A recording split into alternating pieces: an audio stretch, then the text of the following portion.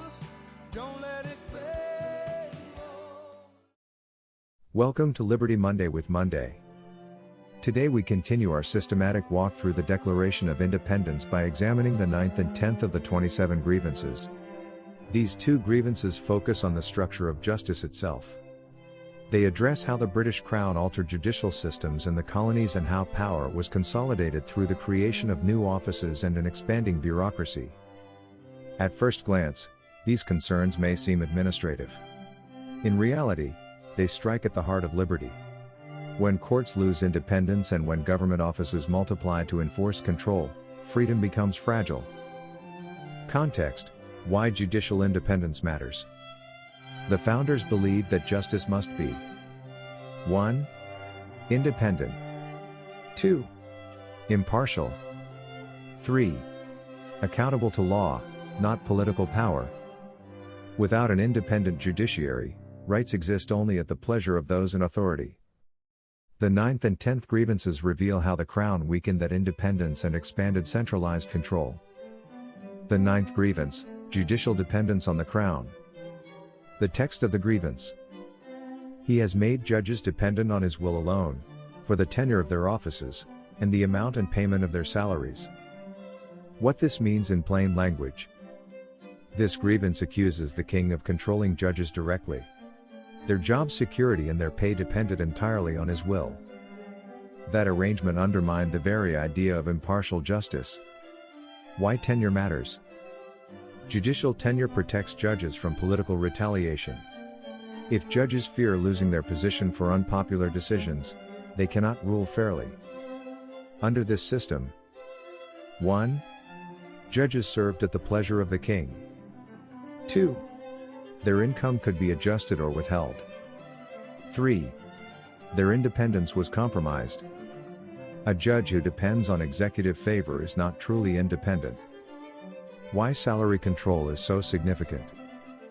Control over compensation is a powerful tool. If the Crown could 1. Increase salary for compliance. 2. Reduce or withhold salary for resistance. 3. Remove judges for decisions it disliked. Then judicial rulings could be influenced without openly rewriting the law. The founders recognized this as a subtle but powerful form of control. The broader principle at stake. The grievance reflects a core constitutional idea that would later be embedded in American government: separation of powers. Courts must interpret the law free from executive interference. Without that separation: 1. Rights become insecure. 2. Legal decisions become political. 3. Citizens lose protection from abuse. The founders understood that when judges answer to the ruler rather than the law, justice becomes conditional. The 10th grievance: expanding bureaucratic control. The text of the grievance: he has erected a multitude of new offices, and sent hither swarms of officers to harass our people, and eat out their substance. What this means: the king created numerous new governmental offices and sent large numbers of officials into the colonies. These officers were not neutral administrators. According to the grievance, they existed to harass the people and drain their resources. Understanding eat out their substance. This phrase refers to economic burden.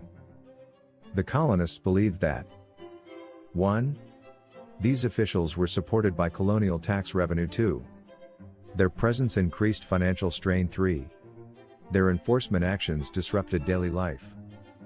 The bureaucracy was seen not as service, but as intrusion. Why bureaucratic expansion alarmed the colonists. Government offices carry authority. When multiplied excessively, they can become instruments of pressure. The Crown's actions resulted in 1. Increased surveillance and enforcement. 2. Greater economic burden. 3. Expanded central control over local affairs.